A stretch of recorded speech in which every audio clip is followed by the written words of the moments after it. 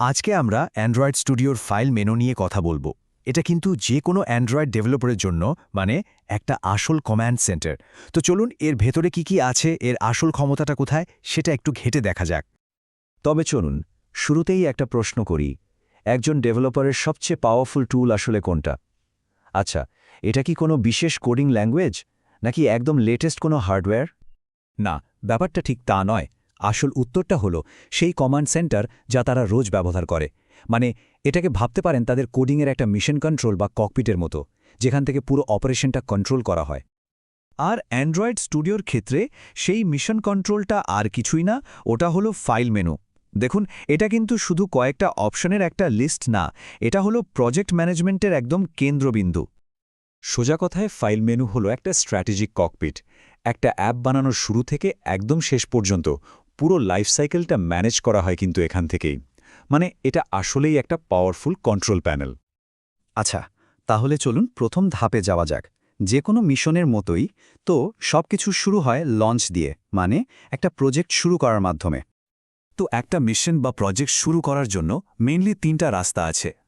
এক, নিউ অপশনটা দিয়ে একদম স্ক্র্যাচ থেকে, মানে শূন্য থেকে একটা নতুন প্রজেক্ট বানানো যায়। ২, ওপেন অপশনটা ব্যবহার করে কম্পিউটারে আগে থেকেই থাকা কোনো প্রজেক্ট লোড করা যায়।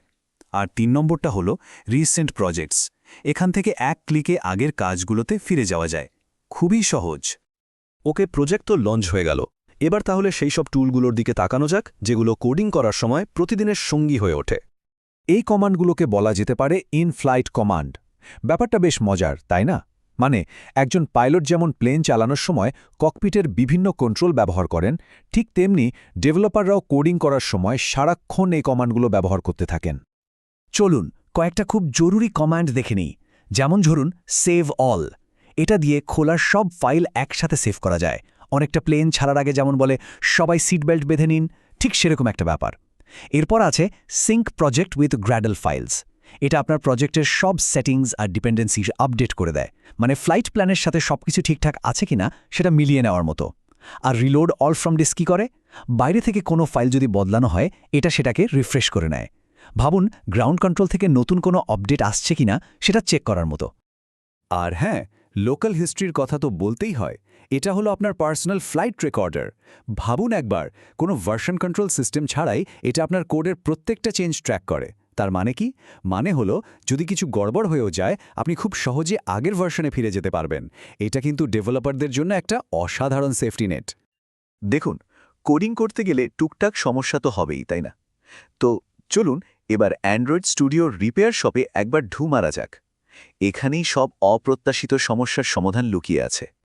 এই রিপেয়ার শপটা হলো আপনার ইমার্জেন্সি টুলকিট। যখন হঠাৎ করে কোনো এরর আসে বা ডায়াগনস্টিক চালানোর দরকার হয়, কিংবা মনে হচ্ছে পারফরম্যান্সটা একটু বাড়াতে হবে, তখন আপনার প্রথম কাজ হবে এখানে আসা। এখানে মূলত 2টা খুব কাজের রিপেয়ার টুল আছে। একটা হলো রিপেয়ার আইডি। এটা একটা কুইক সিস্টেম চেকআপের মতো। ধরুন আপনার প্রজেক্টটা ঠিকঠাক সিঙ্ক হচ্ছে না, তখন এটা চালিয়ে দেখতে পারেন সমস্যাটা কোথায়। আর দ্বিতীয়টা হলো ইনভ্যালিডেট ক্যাশেস। এটা হলো একটা ডিপ ক্লিন। মাঝে মাঝে দেখবেন কোনো কারণ ছাড়াই আইডি স্লো হয়ে গেছে বা কেমন যেন অদ্ভুত আচরণ করছে, তখন এটাই বেস্ট সলিউশন। সোজা কথায় আমাদের সবার প্রিয় অফ করে অন করার মতো একটা ব্যাপার। এগুলো ছাড়াও আরও কয়েকটা টুলস আছে, যেমন ধরুন প্রোফাইল অর ডিবাগ এপিকে। এটা দিয়ে আগে থেকে বিল্ড করা একটা অ্যাপকে অ্যানালাইজ করে বাগ বা পারফরম্যান্সের সমস্যা খুঁজে বের করা যায়। আর একটা কাজের জিনিস হলো পাওয়ার সেভ মোড। এটা ব্যাকগ্রাউন্ডের কাজ কমিয়ে ব্যাটারি সেভ করে। ল্যাপটপে কাজ করার সময় এটা কিন্তু খুবই দরকারি একটা ফিচার।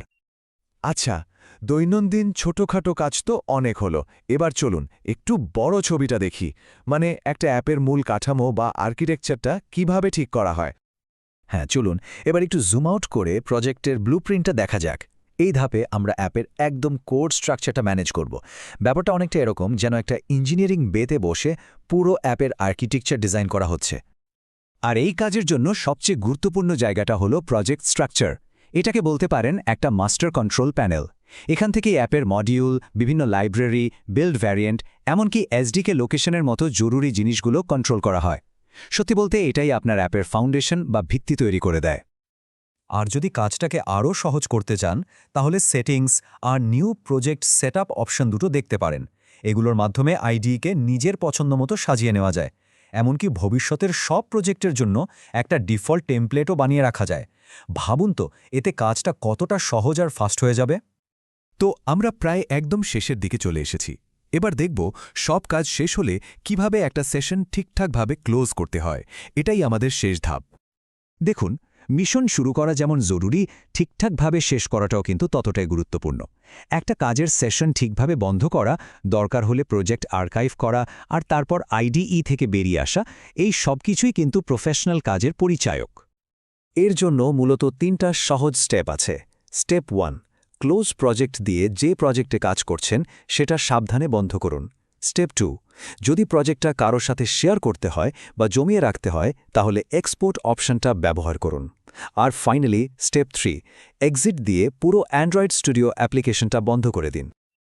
তাহলে পুরো কমান্ড সেন্টারটা এখন ম্যাপ করা হয়ে গেল। এর প্রতিটি অপশন এখন জানা। এখন প্রশ্ন একটাই, এরপর কোন নতুন মিশন লঞ্চ করতে যাচ্ছে?